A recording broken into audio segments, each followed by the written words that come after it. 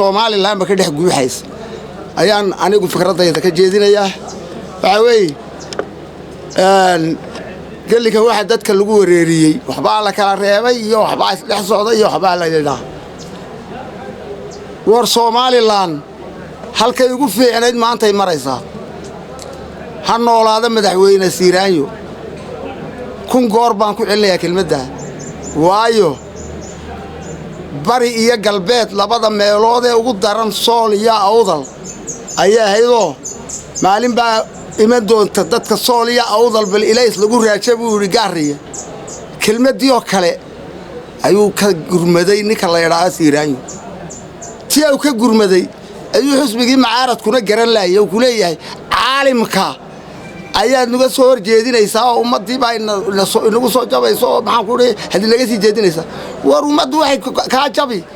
markaad maxaan ku dhigay labada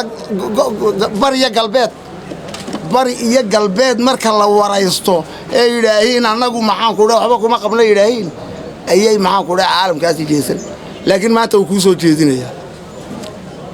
xisbiga mucaaradka maxaan ku dhigay xisbiga mucaaradka ka madaxda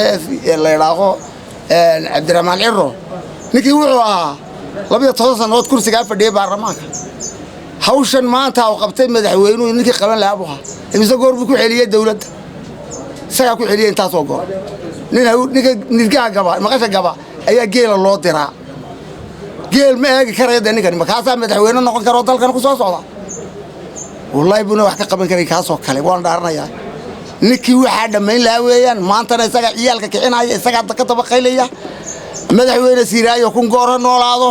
dadka Sool iyo Awdalna hawshoodii way gaadhay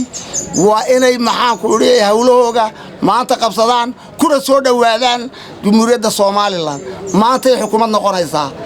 aad iyo aad baan u taageersanahay kelmadaha la kala qaaday war kursiga ilaa baarlamaanka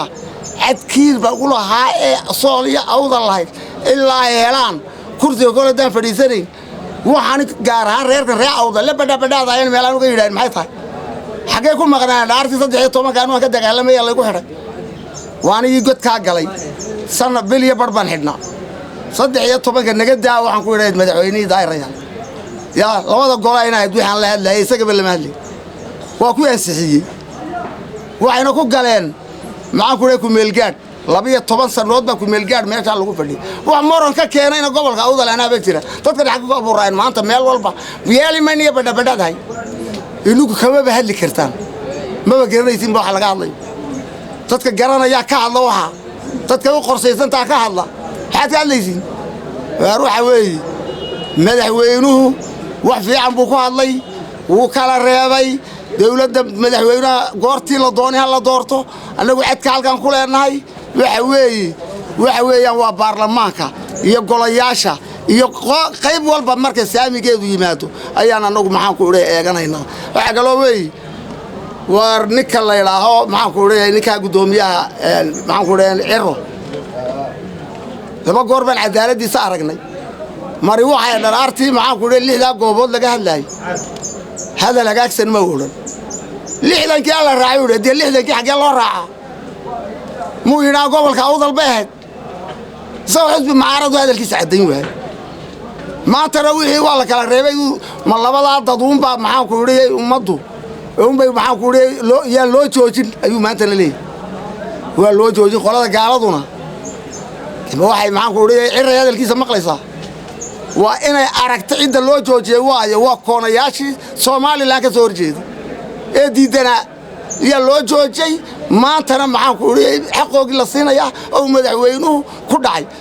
dadkuna badanka waxay leeyihiin madaxweyne mala isagoo dhameystiro joogaaba fiicnay kelmadaas waliba lagu xilcilay labada nin ee kale haduu mid u helo afkaay maxaan ku yiri kuma ansixin karayaan kuma dhici karayaan halkaas ka arkaynaayo nin walba waxa ku jirta calooshiisa garanay kale dawaaba ka maqan way maqashaalay